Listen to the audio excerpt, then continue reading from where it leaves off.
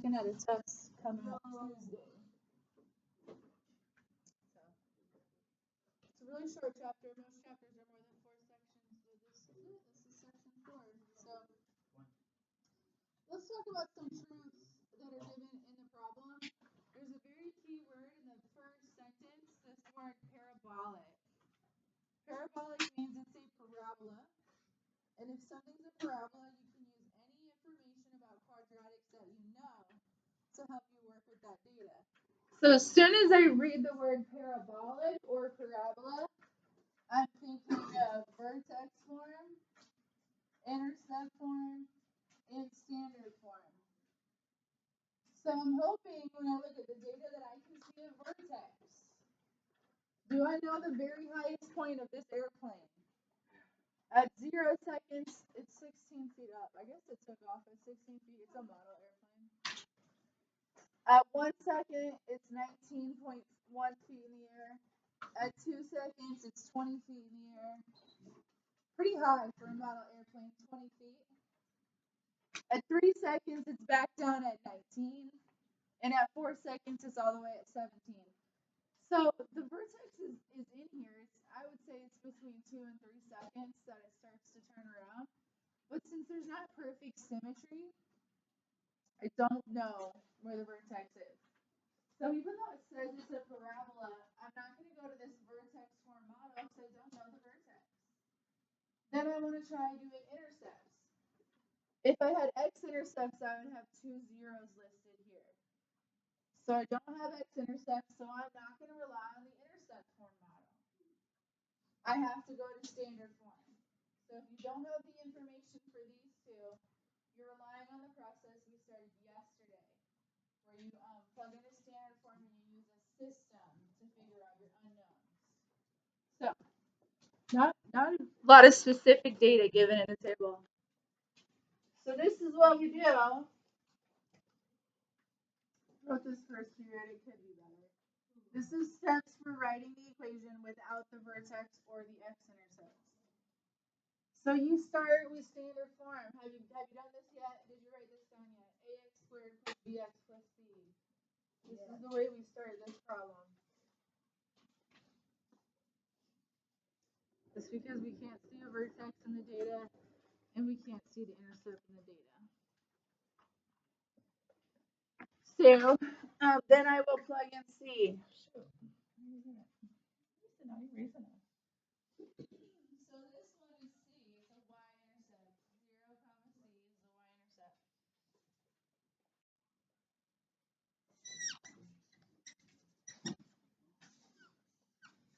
So your y-intercept goes in that c spot.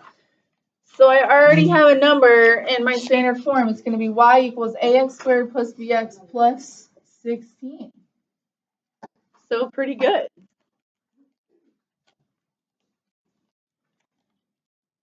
So, Kenny, what's your question? Where are you at? Are you with me here? Actually, unfortunately, this isn't in the book. So, I pulled this from nowhere in the book. So we got to get this from the screen. So, any more questions about where I'm at? I want everybody to be with me right here because this is the part that's you need the most work on. Okay. Any questions on where I got the 16 from? There you go.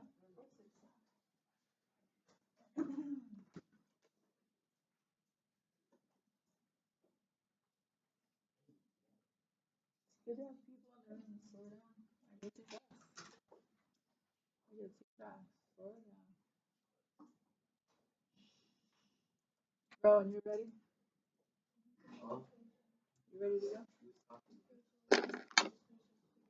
So I got my 16.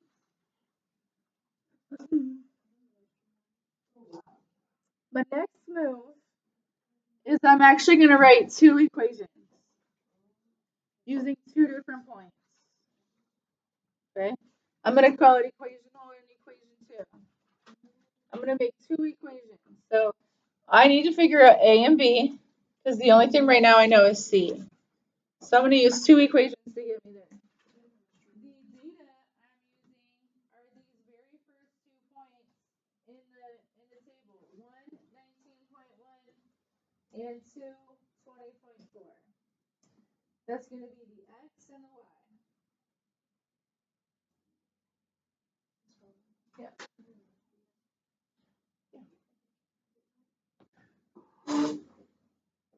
Probably not.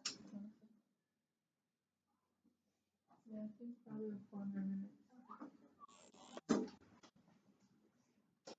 Okay, so what's the first point? 1, 19.1. That's what I'm plugging in. And then after that, I'm going to plug in 20.4. But where am I plugging them in? Well, the 1 is an x value and the 19.1 is a y. So I'm going to put the x's in for x, and I'll put the y in the y spot. So I go right to where I had that 16 written, and I plug in the x's, and I plug in the y. So that would be 19.1 equals A, I don't know A. We know A. Times 1 squared plus B times 1 plus 16. And that's going to help me get some good information by plugging in a point. I'm going to be able to find some things out. I'll plug in the second point, the same spots. X goes in the x spots, and y will go in the y spots.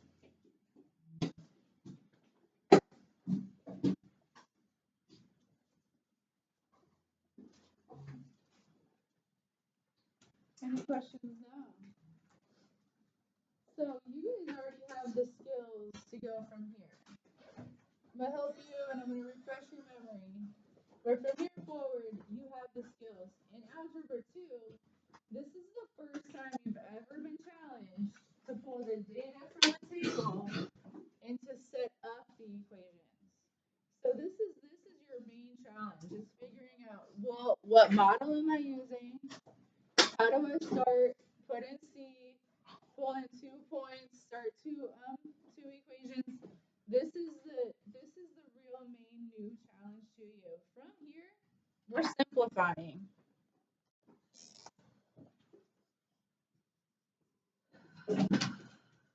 So it's these first 3 steps that you really have to take some time, read, think about, try to figure out how the setup is going down. There's so much that I can simplify right off the bat, especially because we have ones in here. You know, 1 squared is 1, 1a is just a, 1b is just b. So I'm going to just rewrite everything a little more simple.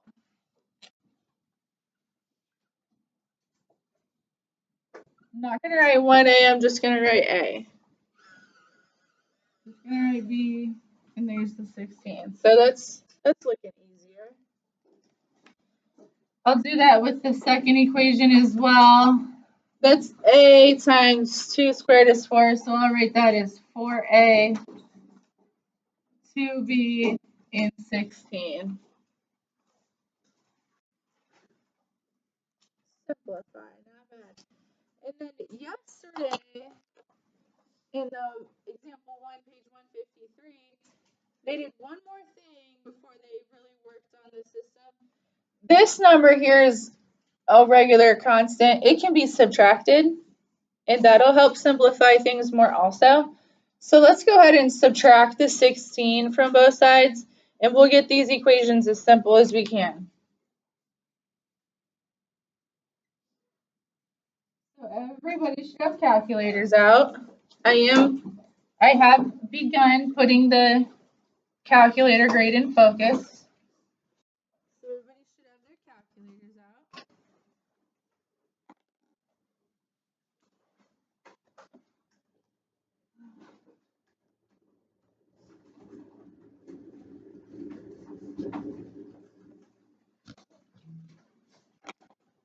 Okay, so we're going to do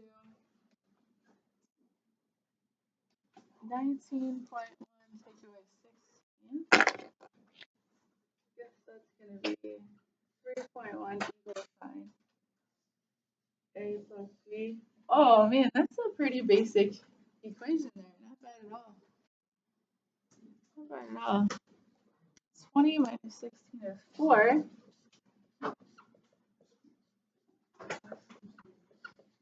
There we go. Equation 1 and equation 2. That's not so bad. Two kind of basic looking equations now that we've simplified them. So, you have two equations. If you have two unknowns, if you have two letters that you don't know, you're done. You're at a roadblock. You can't figure it out. So what we need to do is we need to get rid of either A or B. We can't move forward with both of them. 19 minus 16. Okay. So right here in this moment, now that I've gotten everything as simple as possible, we need to eliminate either A or B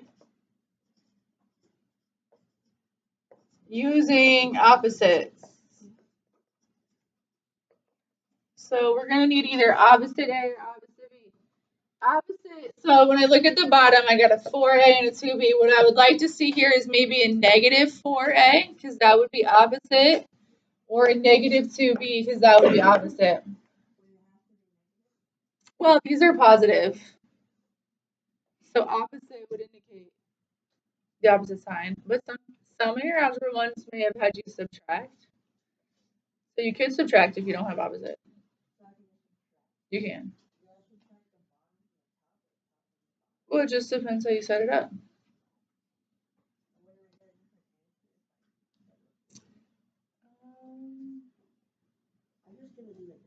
Yeah, let's just do the negative thing. But what do we want to do? Raise your hand if you want to do eliminate A's first. Raise your hand if you want to eliminate B's first. All right, a couple more on the B. So this is like the fifth problem to make opposite B's be multiplied by -2. Kind of a lacking variety at this point. We're going to distribute -2 to the whole top here. And as long as you do it on both sides of the equation, you're following the rules of math. You know, just do the whole thing. That's legit math rules. So you got your calculators. Go ahead with it.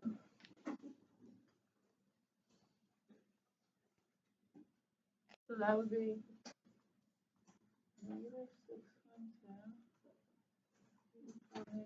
-2a minus 2b. Now the bottom will stay the same.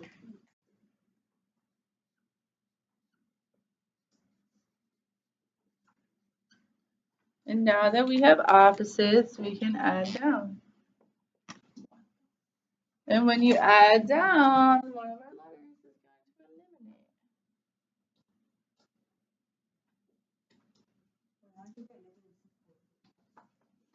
You multiply by -2. You multiply the whole equation by -2. You knew that one.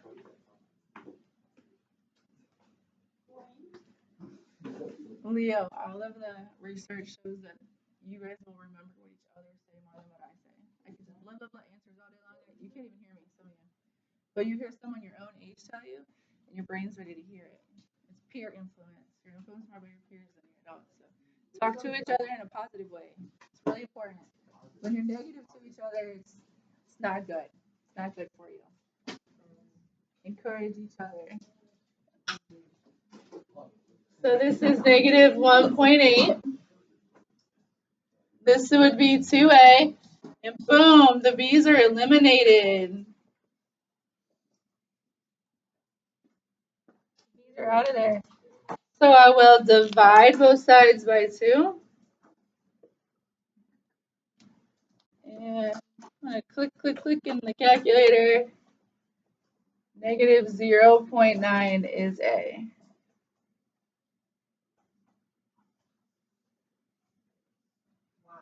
What is this A that I'm referring to?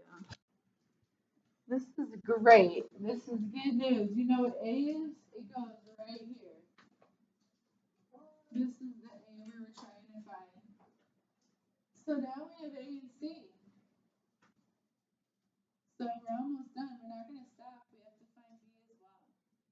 So this is good. We found A, C was given. Don't stop. Might feel like you should be done. You've done a million steps. Might feel like a good place to stop.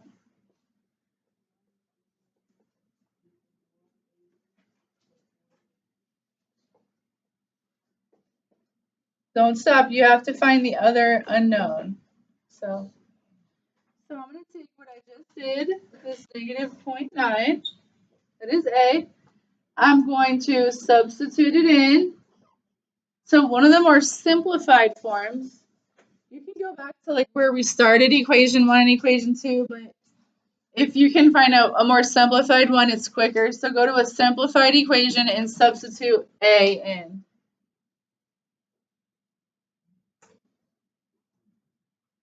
You don't have to do the whole thing over again to find B. You could just substitute it. So 3.1 equals negative 0.9 plus B.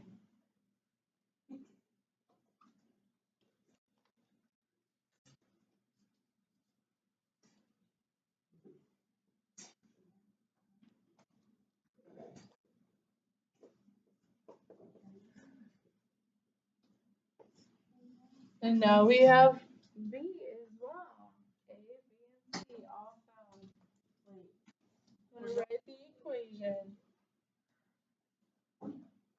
The whole purpose was to write the function. So y equals negative 0.9x squared plus 4x plus 16. And now we know the exact path of the monoplane.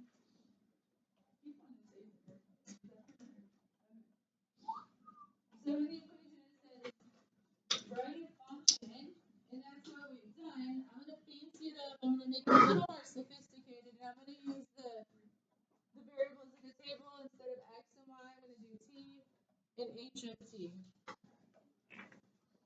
Let's make this look a little more professional here. Why not? So T stands for time,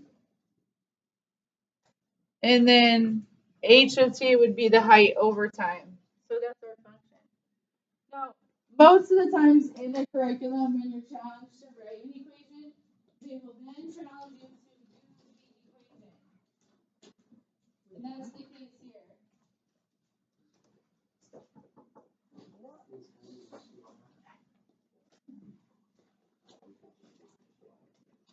Wait, how did she get these?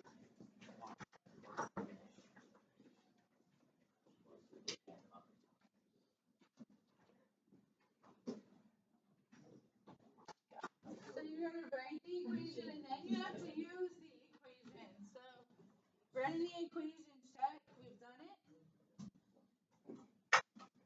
It says evaluate to find the height after 6.5 seconds.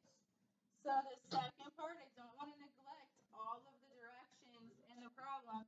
The second part is to plug in t equals 6.5.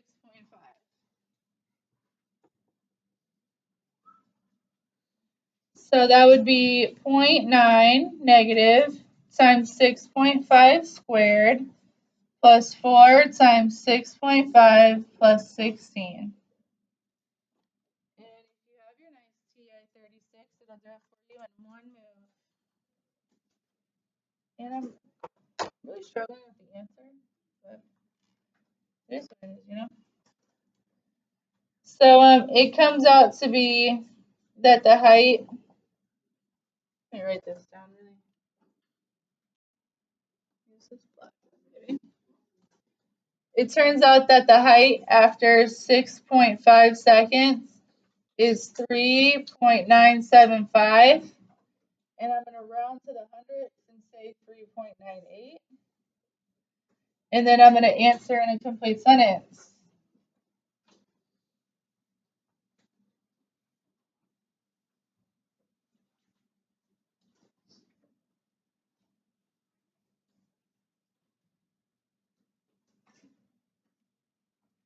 All right, a full question there. Took us about 15, 20 minutes. But even if you weren't here yesterday, we just did the whole thing, went through it step by step. Showed all my work. The number one is B for number one on the homework from yesterday. Yes, it is. Let's take a look at that. Does anybody have a question about this before we look at the assignment from yesterday? Alrighty, good. Maybe end. My work from yesterday is a little bit